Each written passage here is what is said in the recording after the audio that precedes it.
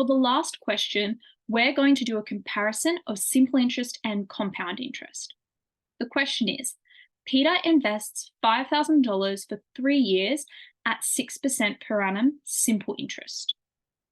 Maria also invests $5,000 for 3 years, but her interest rate is 5.8% with interest compounded annually. Okay, looking at that, we can see Peter has got a higher interest rate. So we're going to be assuming Peter's going to get more. The higher the percentage, the more he gets back. But Maria's is compound interest, so that could change things. Let's have a look. Calculate the value of Peter's investment at maturity or on maturity. For this, we need to recall our simple interest formula, which is I equals P times R times T. We need to define what P, R, and T are for Peter. So P is 5,000. His rate is 6%, but we change it to a decimal, so it's going to be 0.06. And the time, 3 years. So let's calculate how much interest he gets. 5,000 times 0.06 times 3.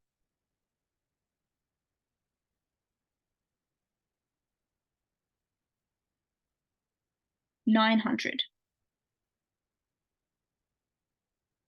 Importantly, we know Peter's interest is $900, but what's the value of his investment? That will be the original amount he had plus the interest he's earned. So that's going to be 5,000 because that's how much he started with, plus he earned 9,000 in interest, 900 in interest. So at the end of the period, at maturity, he's got $5,900.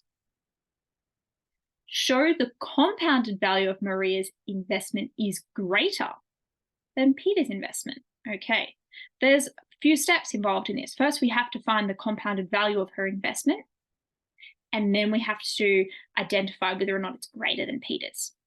Let's recall the compound interest formula and define each of the terms for Maria.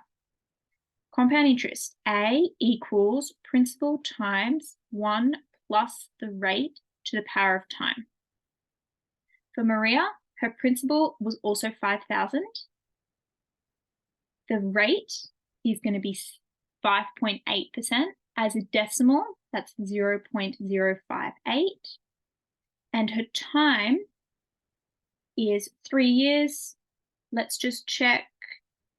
It's compounded annually, so I don't need to change the rate or the time. If it's compounded annually, we're fine. When it's compounded 6 monthly and things like that, that's when you need to change the rate and the time. Let's put it into the formula. A equals 5,000 times 1 plus 0.058 to the power of 3. Let's calculate that. 1 plus 0.058 to the power of 3.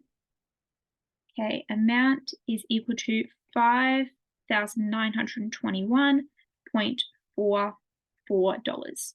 Recall with our compound interest formula, it incorporates our original amount, so we don't need to add back her 5,000 because it's already in the formula. We've now got a comparison.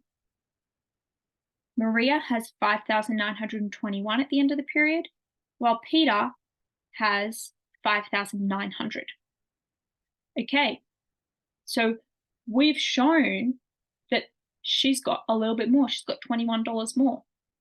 Last question. Explain why Maria's investment is worth more than Peter's despite receiving a lower interest rate. For this question, we need to think about how compounding interest is different to simple interest. Now, an analogy that I sometimes use is simple interest is like starting from ground zero every time. It'd be like if we went to the shops and we filled up our trolley, we bought all our items, we took them home. With compound interest, we went to the shops, let's say we filled up our trolley And then we come back next time, our trolley is still full, okay? The key with compound interest is that the interest you earn each year is added to your original, and then you start getting interest on the total amount. An analogy with the $20 you lent to your sister, let's say you gave her $20 for a year. She says, yay, and I'll give you an extra $2 at the end of the year to say thank you. At the end of the year, you have $22. You could say, okay, I'll take back my $22 now. Or you could say, actually, keep the $22 because next year you can have $22, but you have to pay me $4 at the end of the year. Because now she has more of your money. Simple interest would be taking back the $20 and giving her a fresh $20 every year and just getting your $2 at the end of the year. Compound interest is where you give her the $20, but you keep the interest you've earned in there. You keep the extra $2, and then you earn $4 next year. And then at the end of that time, you might say, oh, I've got $26 now. You keep it. You have to pay me $5 at the end of the year. So you keep getting a little bit more and more interest because your base is more. Why is your base more? Because you've added on the interest you earned.